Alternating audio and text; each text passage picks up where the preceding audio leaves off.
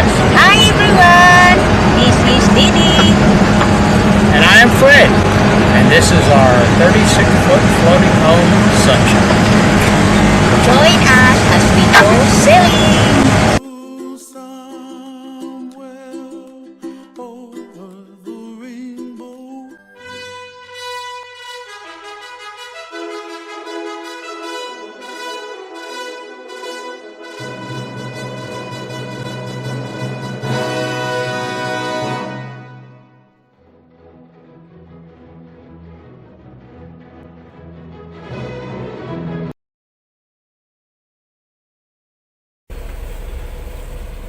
Hello, everyone. It's Wednesday morning, the 26th of April, 2023. A little past 8 o'clock in the morning.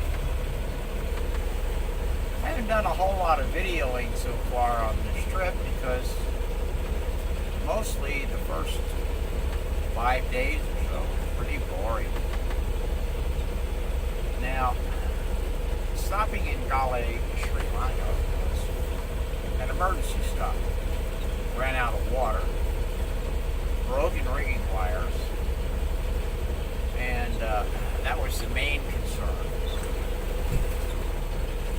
So we took care of the bigger problems, and since we're going to be there for a while, took care of a number of small things, including helping poor old Stein reassemble his head sail furling gear. That seemed to work fine. Presumably he's out right now or getting ready to leave because he got in a week later than us, so he would be leaving about now. We left last Wednesday morning, so that's a week. Anyway, we headed out from Galway, and I didn't mind staying there because I wanted the season to advance a little bit more, so I didn't get to South Africa at the very beginning of the winter. Unbeknownst to me, of course, except for looking at the weather patterns. For some reason, from about halfway between Thailand and Sri Lanka, the east-northeast monsoon decided to pack their bags, leave on vacation. And from about the time we met Stein out there in the middle of the ocean, the wind had gone off and light, and somewhere in the west, either northwest, west, or southwest, which of course for us was no good. Go west, and once again burning fuel at a prodigious rate to keep the boat moving. We were able to maintain pretty good on our course line. Sometimes have to go a little north, sometimes go a little south. Once in a while we'd have a decent wind from the north, maybe the northeast, so we were able to do a little bit of sailing. Anyway, I was hoping that our stay in Sri Lanka would bring about a return of easterly winds from the monsoon. Well, no such luck. We left, spent most of the first day tacking and jibing around because the course from Galway to Seychelles is approximately 245 degrees, about 1,600 miles. So I figured 2 to 3 weeks. And as we got going and pretty much were unable to make any westing because the wind was blowing from the southwest. That's 225 degrees. Our course was 245 degrees. So if we stayed on the port tack, we'd have to give up and go north of the course line. In fact, we had to go north of due west in order to keep any wind at all in the sails. And wise, because my plan was, if the wind was going to continue from the west, was to say it go south and hopefully pick up the southeast trade winds south of the equator, somewhere around 4 or 5 degrees south. That seemed like a fine plan at the time. And really light conditions, so I tried sailing with I have a drifter, 1.5 ounce nylon, and the full mainsail. But, you can't point the boat very well with a drifter because it's a saggy, stretchy piece of nylon. And often the wind would shift somewhere between west-southwest and south-southwest. So we never really got a lift except for about 6 hours one day. The wind went northwest. But the rest of the time, I was barely able to maintain a heading of due south. And with the drifter, I often had to go east of due south. So all things considered, that started getting very frustrating with contrary winds, light winds, and a current that often really killed the boat speed, even with power where normally we would make 4 or 4.5 knots with the engine loping along. We would make 3 or 3.5, and if I backed the engine off to conserve fuel, boat speed would drop down to 2.5 knots. If you've got to go 1,600 miles, that's not a good option. Especially going due south means we travel to 2 long legs of the triangle instead of the hypotenuse. So anyway, there we were, floundering along and looking at the chart, and for some reason I was thinking that Ghan, which is in the southern Maldives, was much further west than I thought. And it was about 400 miles, 420 miles to 5 degrees south from our location at that time. And I checked the chart again, and Ghan, which this time I had got satellite images for, it's just an atoll, was only 400 miles away, but due west.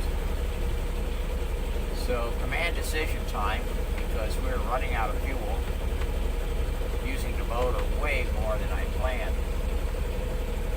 And I didn't want to get in a situation where I was down to the last 20 liters or something of diesel. So I decided, okay, we'll go to Ghan. It'll be an unannounced stop again, but I had already contacted an agent when we had planned to go to Ulagan up in the north before. So that contact hopefully should still be good. Of course, you can't actually contact the guy yet until we get there. And he's based out of Mali, and he has representatives in the north and the south. So we'll have to deal with that. The only thing I don't like about that, of course, is probably got to pay a premium price for diesel, because Ghan is a little tiny speck of land on a low tube in an atoll.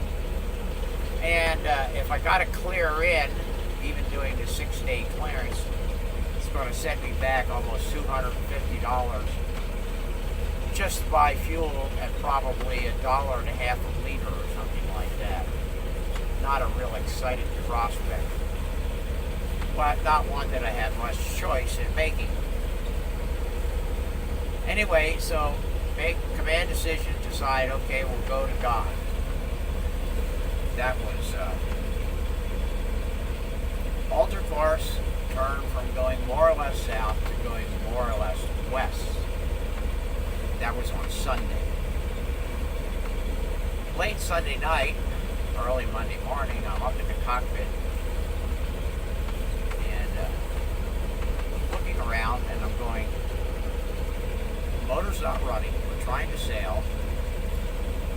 Why is the boat not moving? Going this way, and I can't steer it. Turn the wheel right, the wheel to the right, turn it to the left. boat doesn't change course at all. Oh, no. What's wrong with the steering system? Well, maybe it's because the head sail had gotten backed. And so, you can't, under wind power alone, if you got a backed head sail, it's very hard to get the boat to turn up into the wind. You have to turn away from the wind and do a 360 that way. You couldn't do it. The boat wouldn't turn, wouldn't move. So I figured, well, okay, I'll start the motor. Give it a little extra push with the prop. Start the motor. Put the prop in gear, or put the engine in gear. Guess what happens? Nothing. The boat stopped moving with the engine running. Don't tell me I got a problem with the transmission again. No problem with the transmission, but with the motor running, the boat won't move. What in the world is wrong now with everything? It's the middle of the night, pitch black, and I happen to glance over the starboard quarter, and lo and behold, what do I see? A big old piece of blue polypropylene line with a couple of floats within my range of visibility. There's a fishing boat off to the north of us, and it's strung out a long line. That's the only what I figured it was. That was easily over a mile long, and they had strung it out north and south directly in front of the course that we were making. I'm still frustrated with these fishing boats because they got the whole ocean out here to play around in.